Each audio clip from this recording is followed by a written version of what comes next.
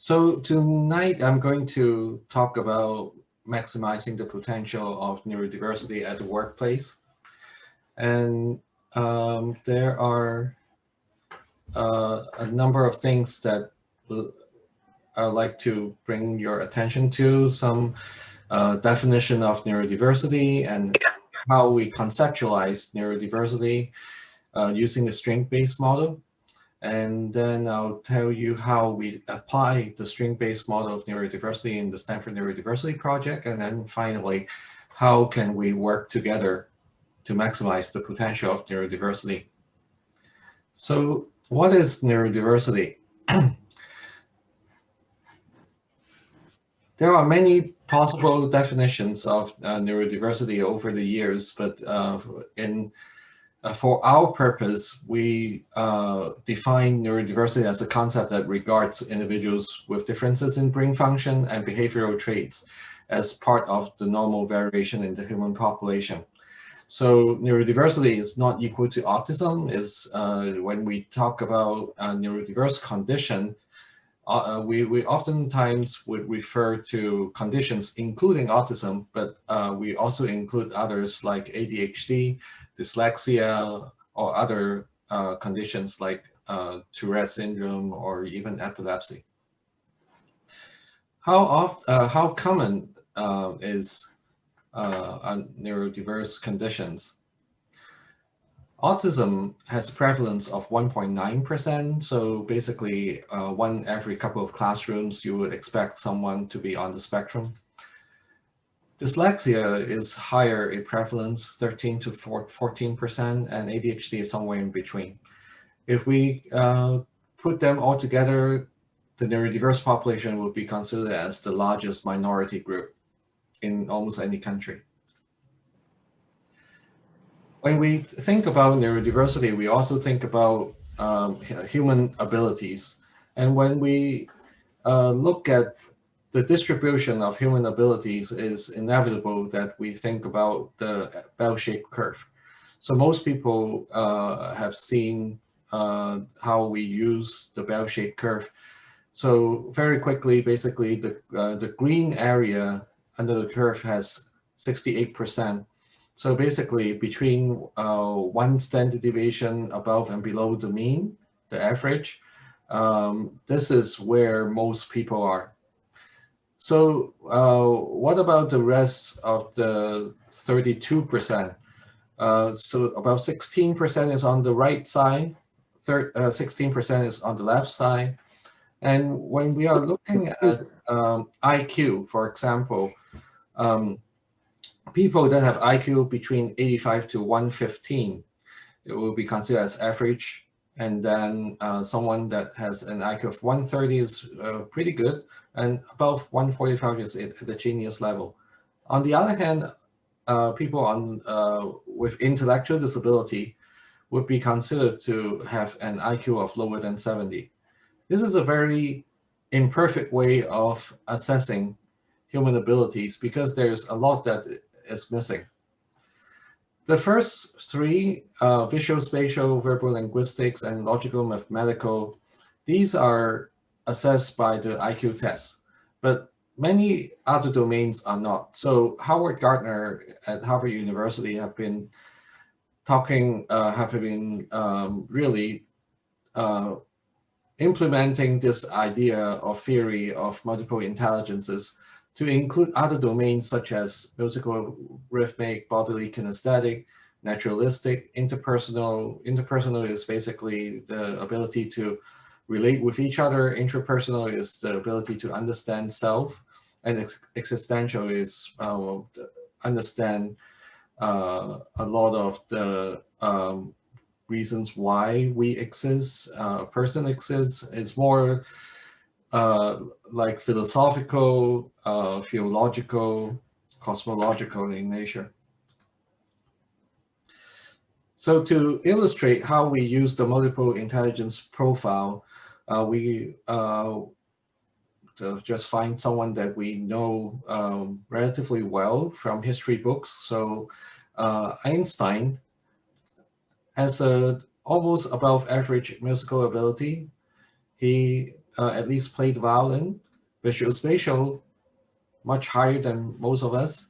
Verbal linguistics, however, not so high. He actually didn't speak until 4. Logical mathematical, definitely above everyone, 15 standard deviation or more above the mean. Naturalistic, average. Intrapersonal and interpersonal, actually, according to the history books, he actually struggled quite a bit in those areas.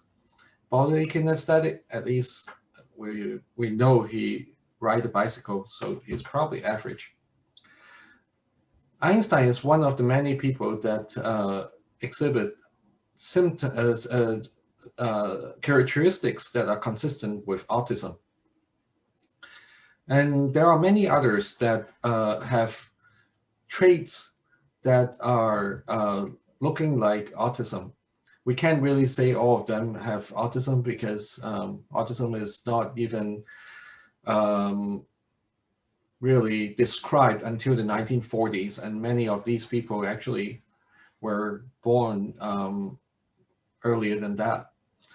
So what's the commonality among these people is that they are all very much accomplished at the areas that they are very, very interested in. So they have a very deep desire to get into much further depth than almost anybody else. And that's why they do achieve so much. So there are people like Einstein and this Isaac Newton, Nikola Tesla, this Alan Turing, Temple Grandin, Charles Darwin, and there are also other people that are not in the sciences, like Andy Warhol is the father of pop art, and here's Lewis Carroll, who wrote the Alice in Wonderland, and also a bunch of entertainers in the entertainment industry.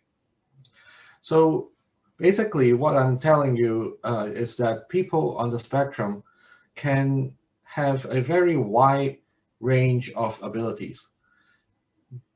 As long as they are very interested in that topic, they will get a lot out of it.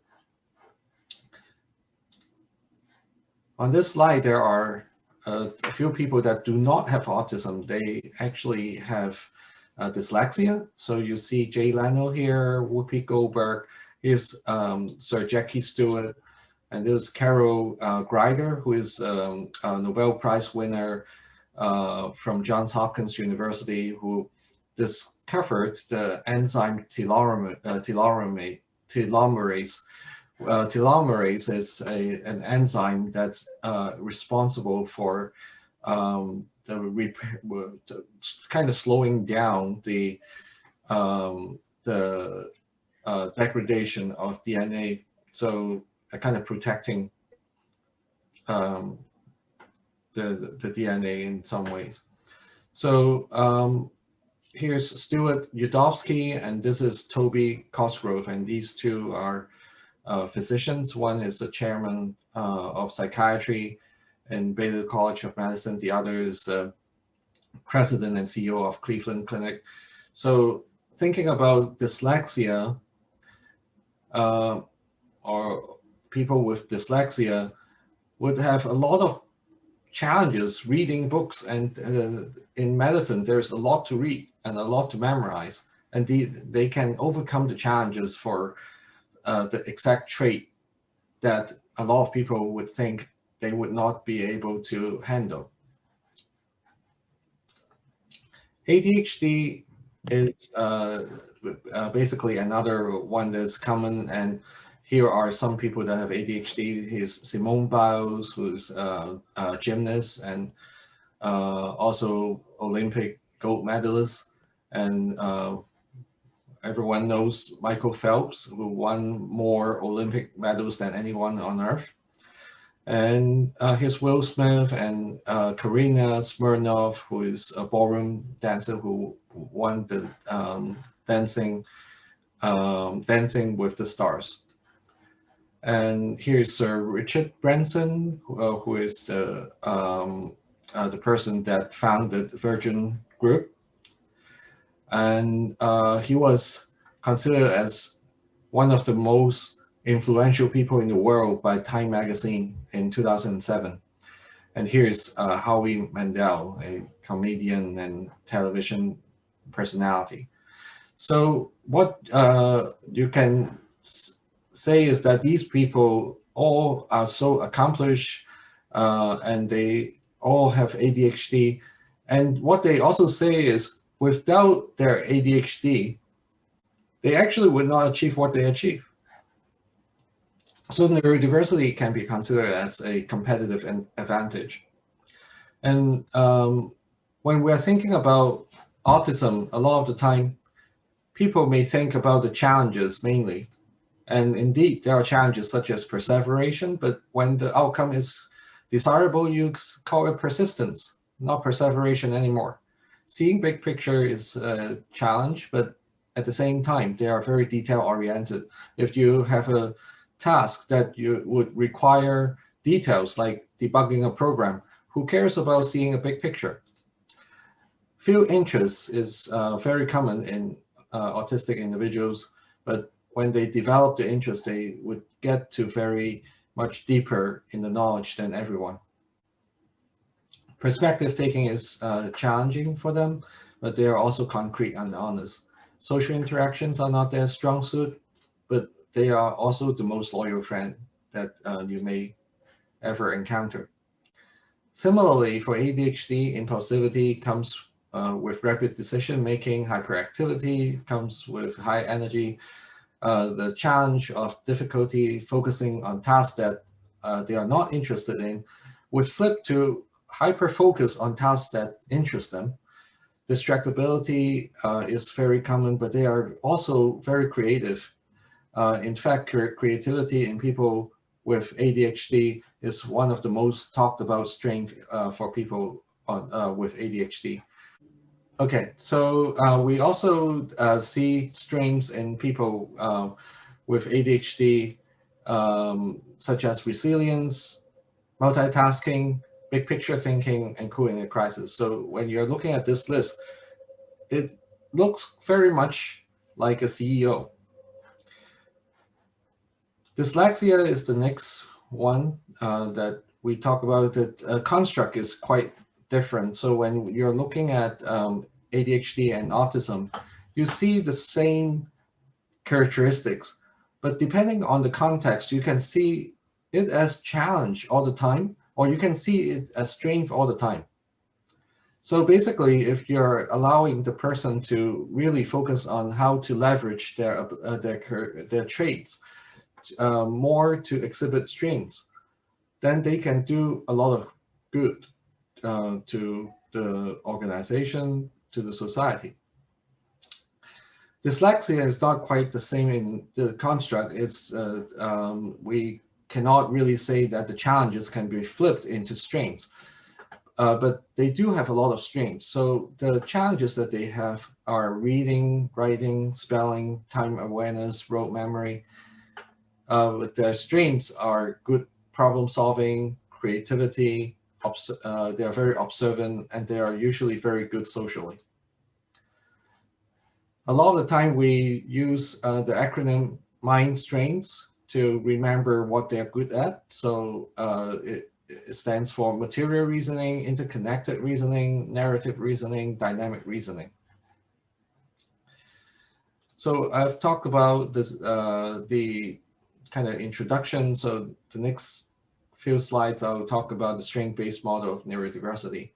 So unlike the disability model that is all about the diagnosis, strength-based model is really all about what we can find as the neurodiverse individual strengths. And this is actually not a new idea. Ever since the very beginning, when Leo Kanner coined the term autism in 1943, describing the first 11 cases, he already talked about 54% of this cohort have good memory skills, and about 1/3 has good musical skills. And similarly, for Asperger's, later on also found strains. And then this study by Rapin, you can see that among these people, these 51 people that have no intellectual disability and 125 people with with intellectual disability, not only the high functioning people, but people with intellectual disability also have strengths such as memory skills, musical abilities, and reading and calendrical calculations, spatial skills, and artistic skills. So when you're encountering someone that have autism and intellectual disability, a lot of the time, people just don't necessarily try to figure out what they're good at.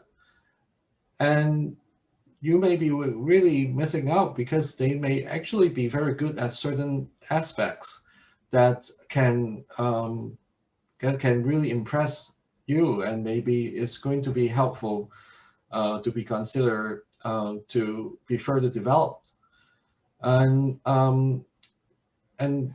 basically, over the years, there are more studies that talk about the strength-based model, or at least they're talking about the strengths of people on the spectrum. So in order to conceptualize the strength-based model of neurodiversity, we think about 4 major components, and I will talk about them in a little bit more. So the first is positive psychology, the second is positive psychiatry, third, we already talked about the theory of multiple intelligences, and then the fourth is Chickering's 7 vectors of development. And when we talk about neurodiverse conditions, we think of them as conditions rather than disorders, and we acknowledge challenges instead of deficits, and we apply the strength-based model across the entire spectrum. So positive psychology was initially developed by Martin Seligman and Mihaly Csikszentmihalyi, who defined that the core of positive psychology is about well-being, contentment, satisfaction. Flow is basically immersing oneself in activity and get satisfaction out of it. Happiness, hope, and optimism. So over the last 20 years, there are 53 published definitions, because it's actually a very good field that it was really blossoming in the last 20 years. This last paper actually was cited almost 17,000 times. And the bottom line for these is basically strengths, interests, and development. So if you're trying not to understand all of the details, it's really about these 3 simple things. I'm traditionally trained psychiatrist, but I'm trying to really promote positive psychiatry as much as possible. So unlike traditional psychiatry that focus on what's wrong, positive psychiatry focus on positive attributes and strengths. And we talk about protective factors, neuroplasticity instead of risk factors, and pathology. And when we are thinking about treatment, traditional psychiatry is really about relieving symptoms by short-term psychotherapies and medications. In contrast, positive psychiatry is about increasing the well-being and growth via psychoeducational interventions.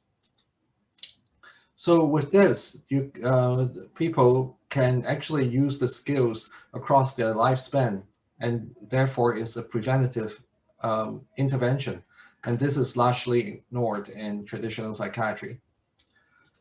The next one is Chickering's 7 vectors of development. Basically, they are the developmental milestones for people that have people that are in their adolescent years and young adulthood.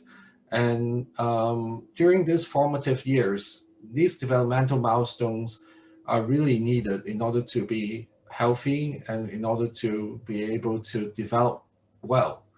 So basically, we ask 3 questions for every single vector here. So we have developing competence, managing emotions, moving through autonomy toward interdependence, developing mature interpersonal relationships, establishing an identity, developing purpose, and integrity.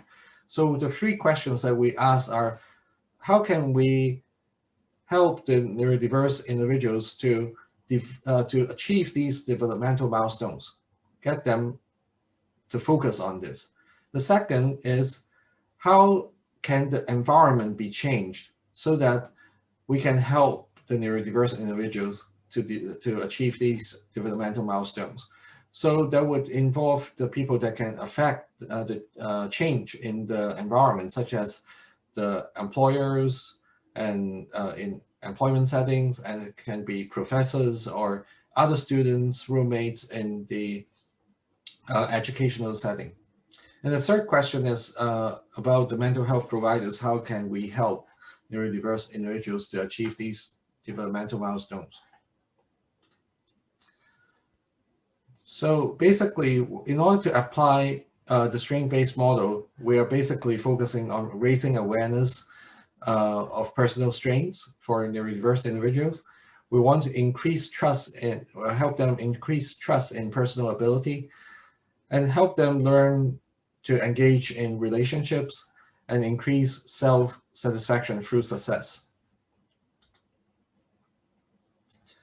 Instead of, so this is in contrast to the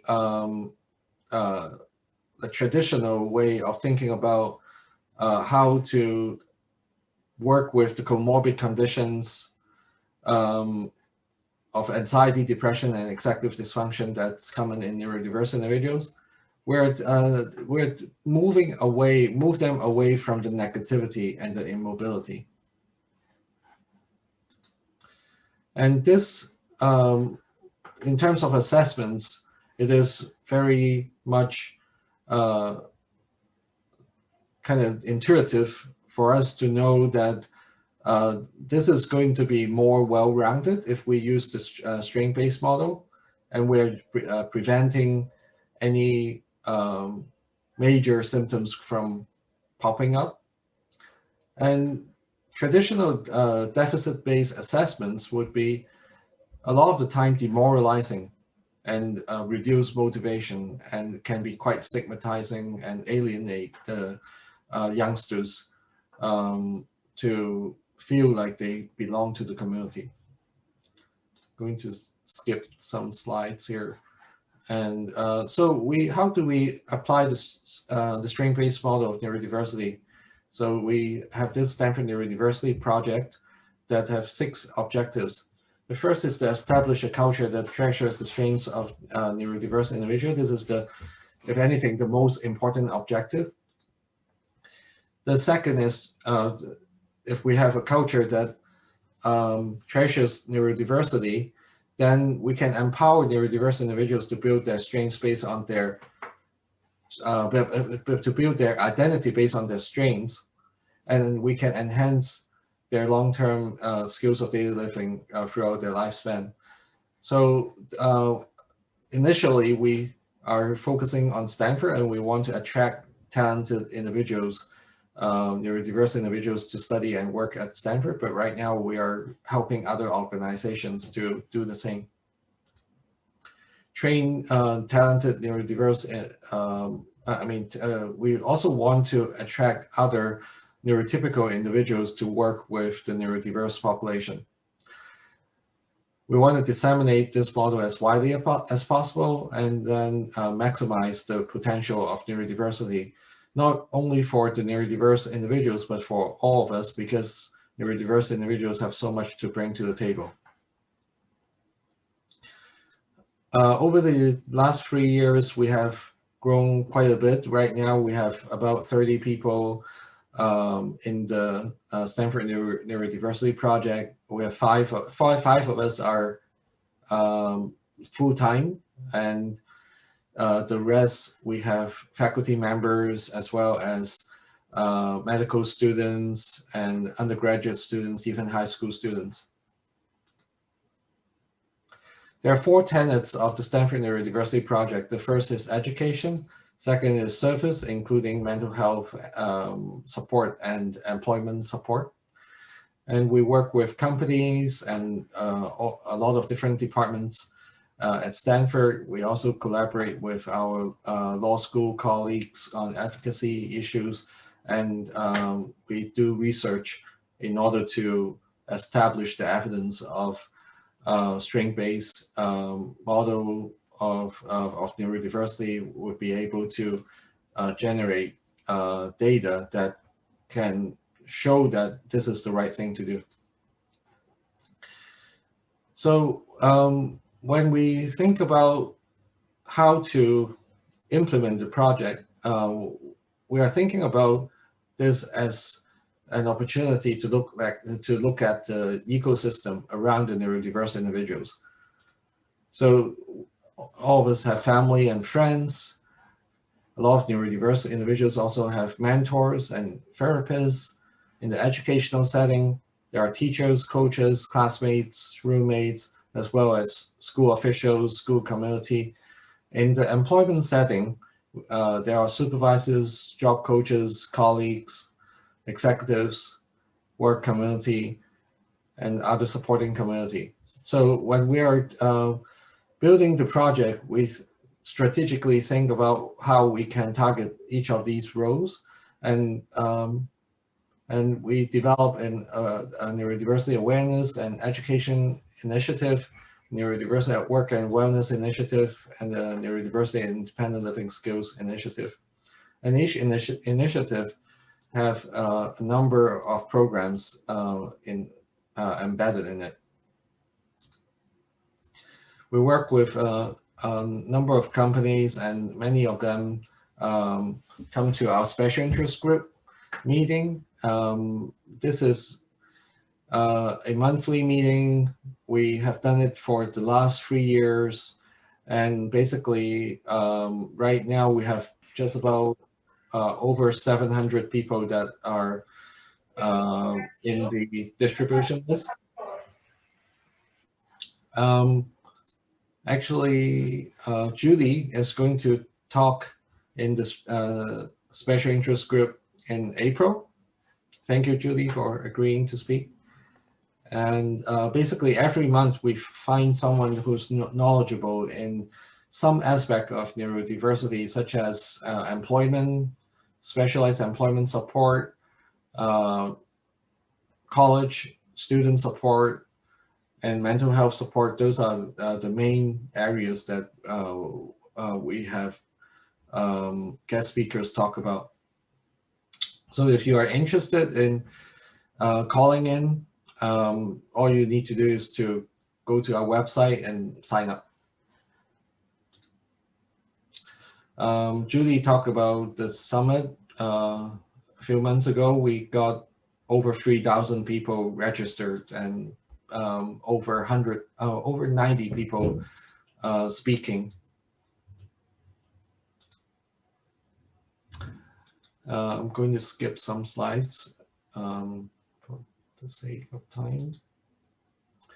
And we have a neurodiverse student support program. I'll just very quickly mention that it's a very comprehensive program designed for our neurodiverse students on campus. The first year we had about 5 students. Second year we have 15 students, and this is talking about the neurodiverse student support program. Hi, I'm Isabel. I'm the program coordinator for the Stanford Neurodiversity Project, and I'm also autistic. I graduated from Stanford a year ago, and it's been really fun for me to create a program based on my experiences of going through Stanford as an autistic student and not having supports. It's been really rewarding to be able to kind of fill those gaps and go, ooh, I really would have liked to know that ahead of time, or wow, someone could have told me that before my junior year. And so I've really enjoyed getting to work with students and also use my experience to help other future students. My name is Lucy. I'm a rising sophomore. I'm autistic, and this is my STEM toy right now. I really appreciate the peer mentor program because I don't understand a lot of social things. They don't make sense until someone interprets them, and Google Translate is not great at this. And it was very wonderful to have a human who understood me, listened to me, decoded things, gave me suggestions, and ate dinner with me. And yeah, I would just liken peer mentoring to a year-long orientation that was very much needed. And I think that the peer mentoring program has helped me feel a lot more comfortable and confident in my own decisions. It's over here when it should It be is here. very good to have someone who has been at Stanford for a while Oh, yeah. and who understands both me and Stanford. So I'm Sarah. I just graduated from Stanford, but I was a peer mentor for this past year and also the first year of the peer mentoring program.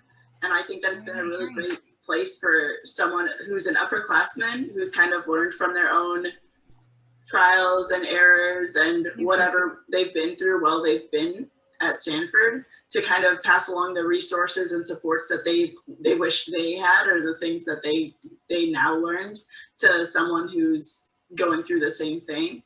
I think it's also just a program that really connects people. So you have someone that maybe you wouldn't have met or come across in your other circles, but who can be a great support to you. I think that because the peer mentoring program is like a one-on-one mentor-mentee relationship, you can really kind of tailor the experience and the supports to what your mentor or mentee needs, and kind of build your own relationship and norms for meeting, and figure out exactly what works for you. Like Lucy mentioned, with it being like a year-long orientation, but it's very personalized. And I think that's what makes it such a useful tool. So basically, each student has 2 support circles, and we basically build around a lot of individuals that can support the neurodiverse students in various ways. And then other major programs, the Neurodiversity at Work program, basically we use the strength-based model to help the managers, the teams, as well as the neurodiverse individuals before they start working in an organization and after they start working. So there are a few components of the Neurodiversity at Work program. The first is the candidate registry. If people are, if the registrants are job ready, then they can go into the matching pool. If they are not, then we will send them to pre-employment training or internships, and then they come back to the candidate registry. And on the other hand, we also have a job bank that we are making sure that the companies that are working with us are making their workplace neurodiversity friendly. So if they are not neurodiversity friendly yet, we can help them to make it neurodiversity friendly. And we recently started a collaboration with Google. So we're going to build a pilot program, Neurodiversity at Work program at Google. And one major thing that we talk to employers a lot is to make sure that we have the best way to not miss out the chance of getting the strengths and the qualifications of neurodiverse individuals. And a lot of the time, neurodiverse individuals have challenge with the interview process. So we want to take away the barriers that they may have. So I'm going to go to the next slide. So if you're interested in being part of the Stanford Neurodiversity Project, Neurodiversity at Work program, you can go to our website and register for our candidate registry. If you are an employer or a manager and you have jobs, you can also come to our website and learn about it. So in the Neurodiversity at Work program, we support both the neurodiverse individual and the employer. And I told you about the first few steps, and also even after onboarding in the transition period with the, we are helping neurodiverse individuals learn different skills that can help them sustain their employment, and also getting them to work better with their team and their employers. And in parallel, we also help the employers various different ways. We teach them some basics on neurodiversity, and then help them with figuring out how to write their job posting and best practice in their interview process and make their environment more neurodiversity friendly. And after the onboarding process, we also support the employer for 12 weeks during the transition period. So just like the student support program, the Neurodiversity at Work program also have two support circles. First is the workplace support circle that apparently have the supervisor and the human resource manager, as well as the team buddy and the a Neurodiversity at Work mentor. And we have a coach dedicated to support the employer side. And on the other hand, we have another coach that helps with the neurodiverse individual. And sometimes we work with the family and personal counselor. I'm going to skip some slides for the sake of time. And here's one video that may be helpful to illustrate some of the ideas that we talk about in supporting neurodiverse individuals. Like an iceberg, some communication between people is clear and easily seen, the part of the iceberg above water. But some communication is there, like the ice under the water, but not always as easily perceived, especially if you don't know to look for it. You can think of this communication as the hidden curriculum. Why is it important to understand the hidden curriculum? Because humans are inherently social beings and reliant on social interconnectedness for survival and to get along. At work, we may not rely on communication for our actual survival, but we do need to understand it for many reasons. Knowing the hidden curriculum can help us avoid mistakes. Understanding it allows us to accurately interpret situations and get help when we need it. Understanding the hidden curriculum can help you make decisions about how you want to interact and how you want to communicate and be understood. So how is the hidden curriculum communicated? Often it comes in the form of body language, slang, gestures, facial expressions, and tone of voice. Picking up on the hidden curriculum can be especially difficult when you're in a new environment. It's not uncommon for people who are neurodiverse to have difficulty understanding nonverbals, reading facial expressions, interpreting sarcasm or idioms, or dealing with social situations and office politics. So what can you do? Get support from a mentor. That may be your supervisor, a team buddy, an HR manager, or someone else at work. Review employment materials and standard operating procedures. Communicate about your behavior and what it means. For example, you might say, I don't tend to make eye contact. It's not comfortable for me, but here's how you know I'm listening. In the end, the choice is yours. You may want to get support, adapt to the norms of the environment, or create understanding and acceptance. Whichever choice you make, remember, bring your strengths. Maybe it's persistence, maybe you can sustain attention, maybe you're detail-oriented or you have a deep knowledge. Maybe you're a concrete thinker, you're loyal, and you communicate really clearly. Whatever it is, bring your strengths to understanding the hidden curriculum.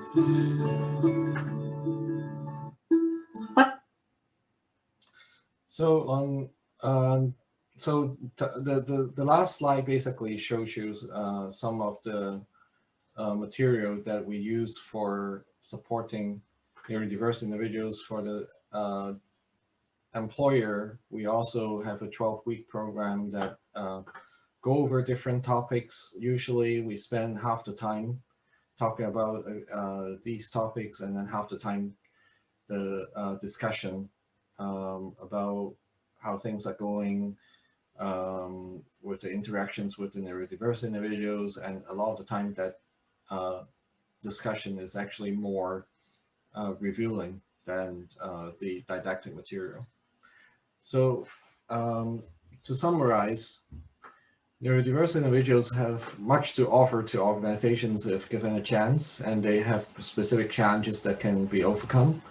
We use the strength-based model of neurodiversity to maximize the potential of neurodiversity by practicing the 4 components of the strength-based model. So how can we work together? Join the special interest group for neurodiversity. Let us know your interests in neurodiversity.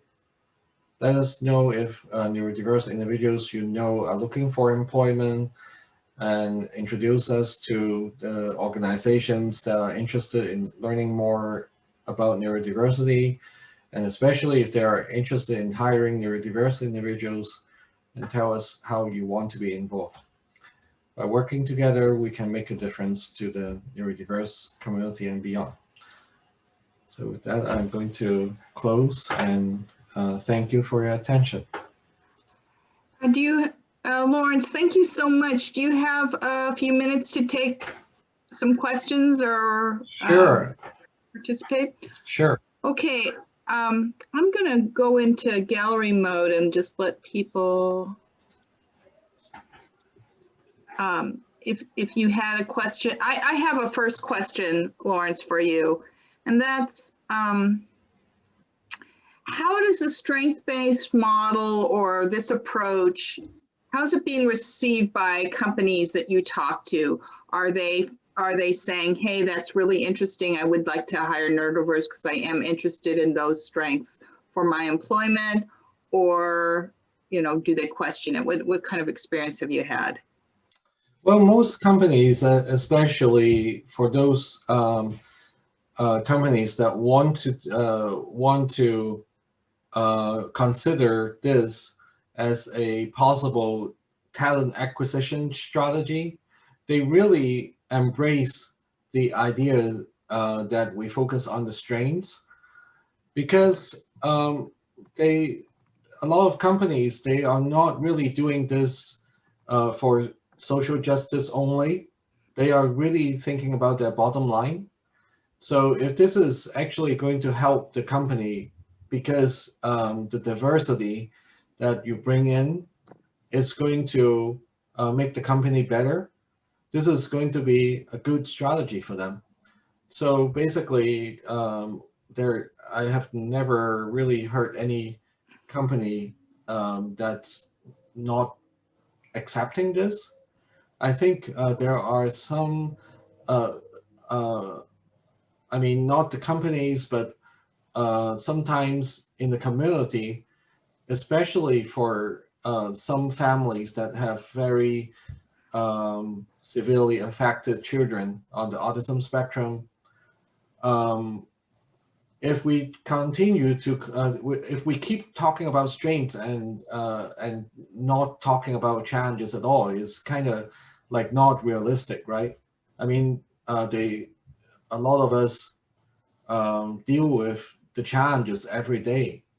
So the important thing is, we are not really saying that there are no challenges, but we are really trying to understand their characteristics and try to bring out the good from their characteristics. Mm-hmm.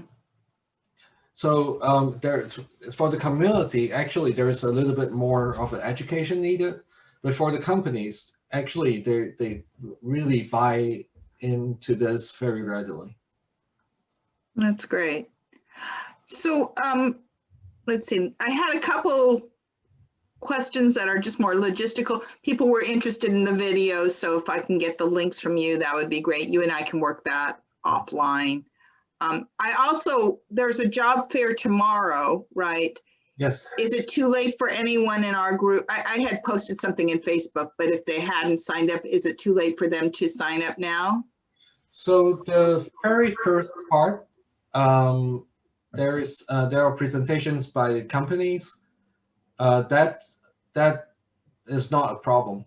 But after that, there is sign up needed. we work very hard on getting people in small groups.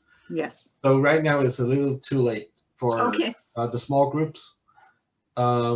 So let me see. I can put it in the chat for the links. Okay, and while Lawrence is doing that, does anybody else have a question or want to ask Lawrence something?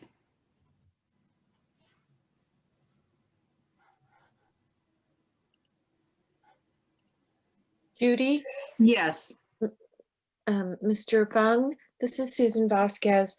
Are there any fees involved for enrolling or participating from an ASD participant? For the Neurodiversity at Work program? Yes. So there's no fee whatsoever. It's actually funded under Autism Speaks. So we basically the neurodiverse individual can come can join the registry, and this is also part of a study. So definitely there is no cost whatsoever. I have another question, if you don't mind. Sure, Are there currently any ASD participants in the program now? And if so, do you have any statistical success rates or longevity of sustaining the jobs, or companies who are interested in adding on to their employee? Yeah, so I can speak to some of the historical experience from a few companies like SAP that have been running it for 7-8 years, and the people that are in their program basically have a retention rate of well over 95%. So there's a lot of success in running this kind of program, and in our hands, we have started the program only for a couple of years, and we're very fortunate that we already get a lot of trust already from the community. And as I said, we just got a contract with Google. So this is one of the biggest companies in the world, and they want us to help them with this initiative. So Lawrence, there were some questions from people here. Do they have to go to Stanford, or what would be the process of somebody who lives down here in Orange County participating up at Stanford? Right now with COVID, we can only say that things are more flexible in terms of like where you are. If there are more companies willing to hire people to work remotely. So basically, there is no need to come to Stanford for any good reason. We can communicate by video conference like how we are doing it right now. Especially for the jobs that are more likely to be able to get all the support remotely from us, that's also making things possible. But if you're talking about jobs that are needing physical presence and there's support needed from us physically in person, right now is a little bit of a challenge. There's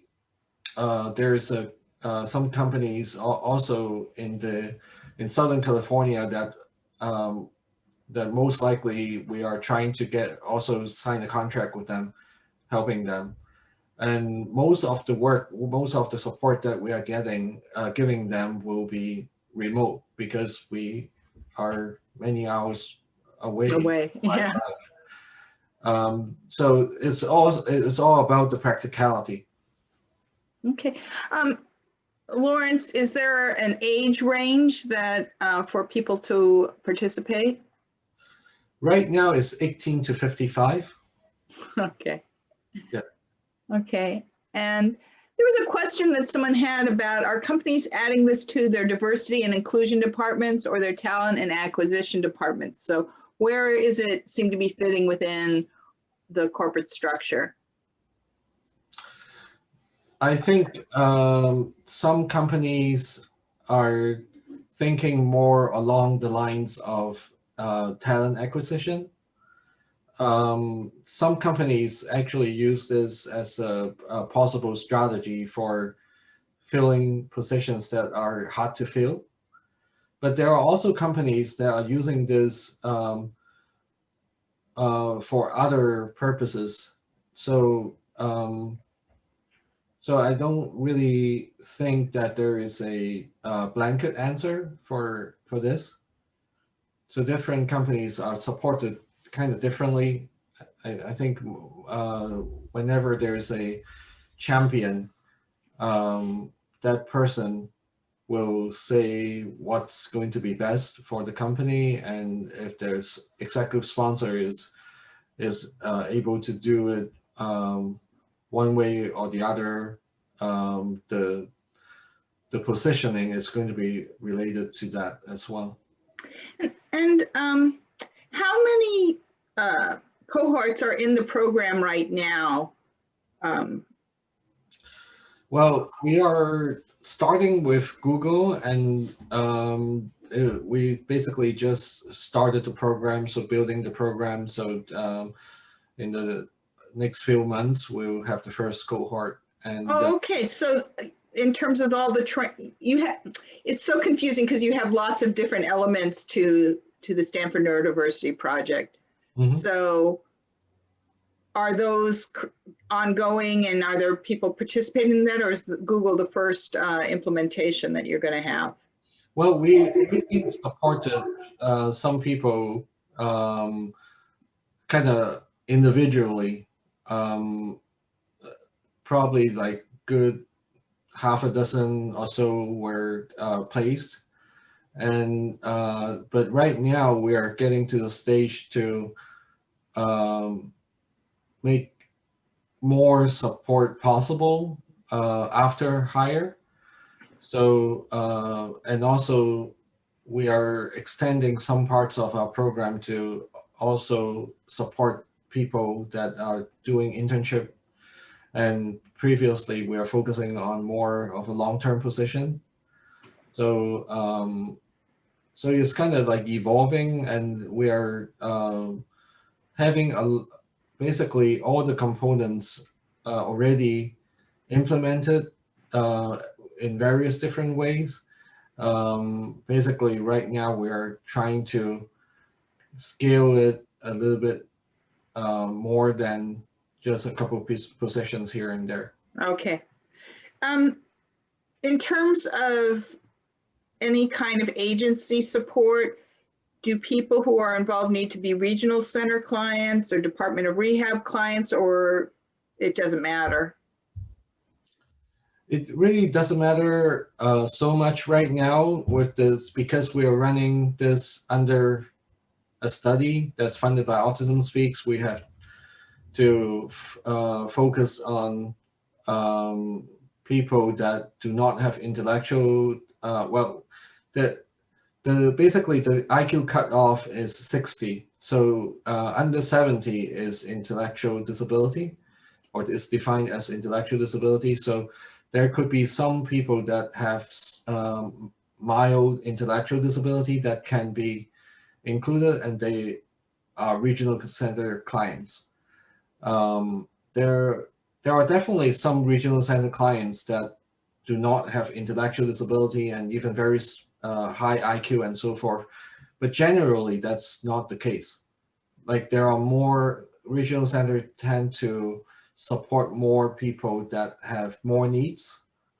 Department of Rehab is working with us, and we are definitely having a bunch of people that are in our registry, and they are already clients of Department of Rehab.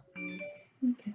What's you mentioned something about being job ready and then having training if you're not. How do you assess whether someone is job ready? So right now it's kind of imperfect. We have some better plans down the road, but as a first step, basically, when people have some kind of pre-employment training or they have internship experience in the past year, then we would consider them as relatively job ready. So they at least they have some training, some background.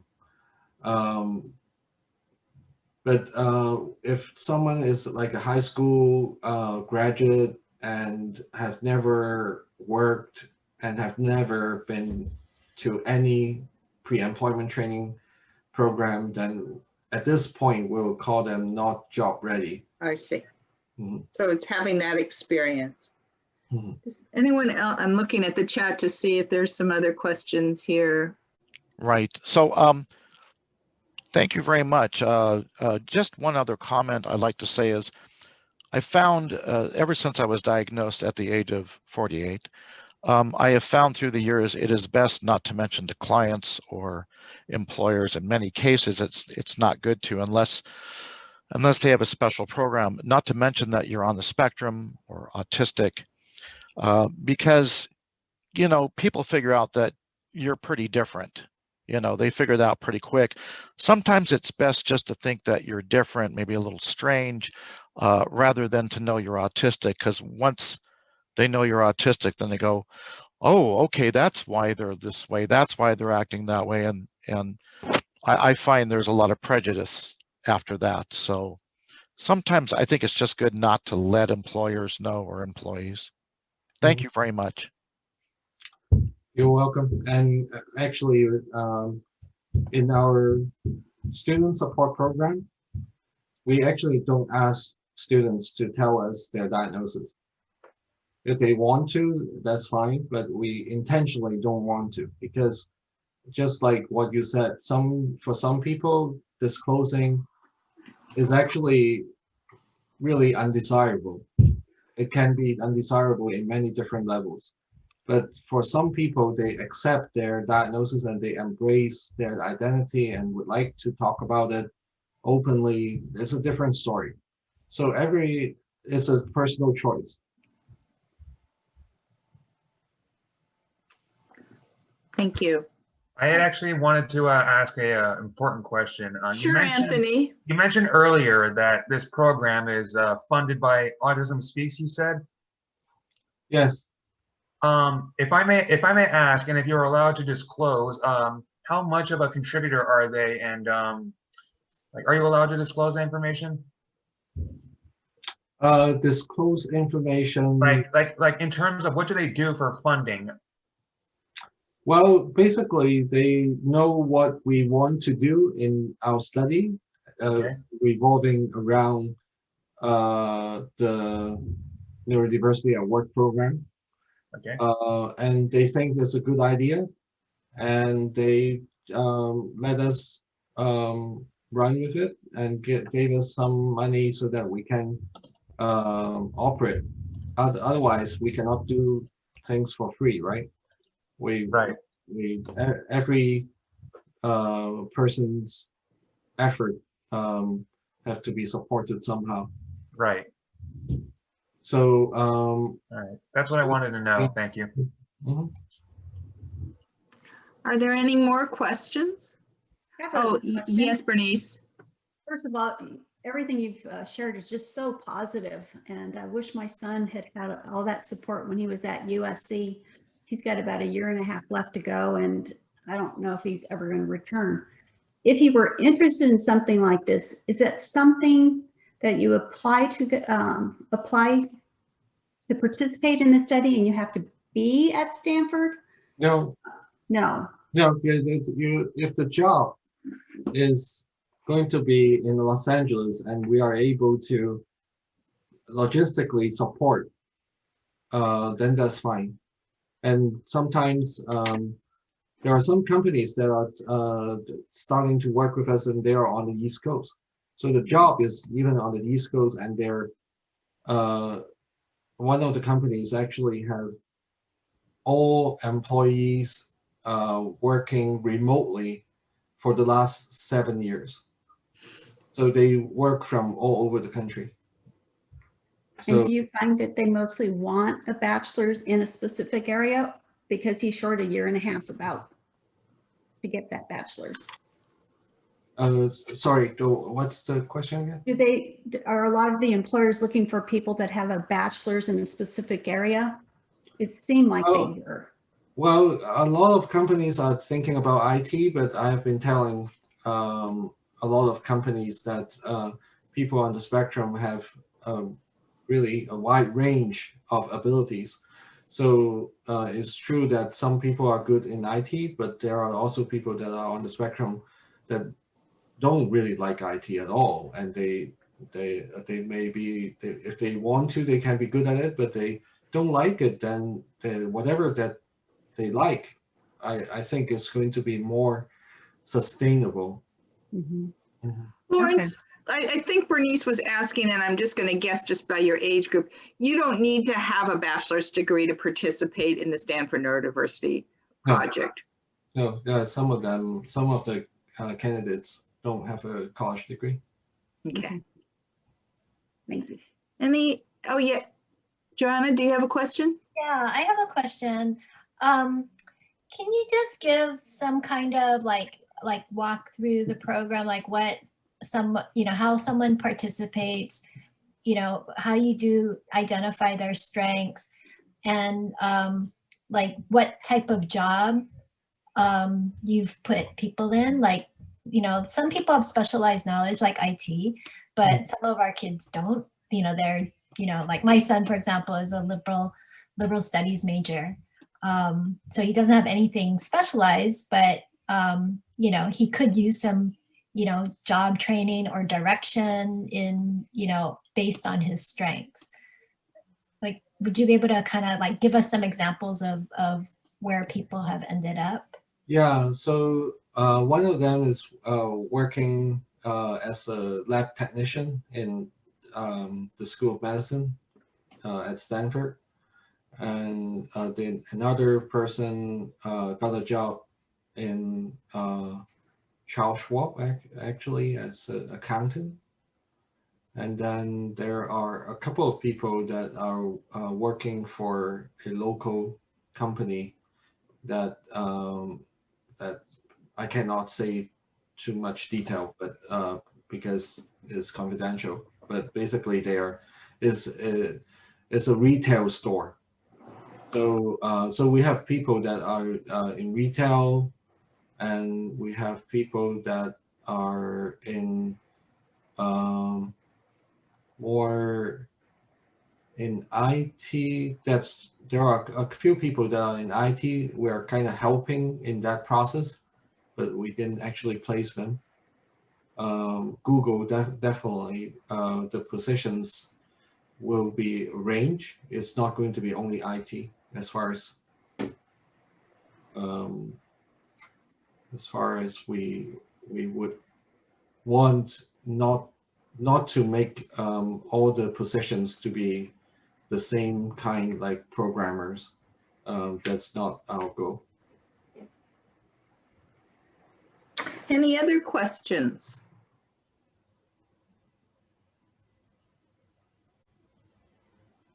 So it seems like the next step for our folks is to visit your website. Is that right, Lawrence? And apply. It'll be kind of clearer how to apply that from there.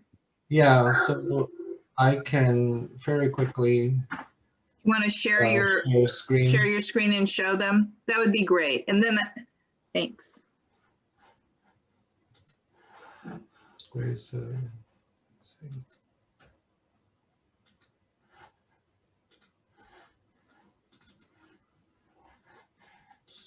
if you go to Stanford Neurodiversity Project, you're going to go to this page. And if you want to go to the candidate registry, you click here. and you can learn more about the study, and then you have to complete a screening form in order to enter the registry. There will be a couple more things that need to be done after that, a consent form, and then after that, a longer questionnaire about the educational and work experiences. And if you're interested in the special interest group, all you need to do is to go to Who We Are, click here, and then just sign up.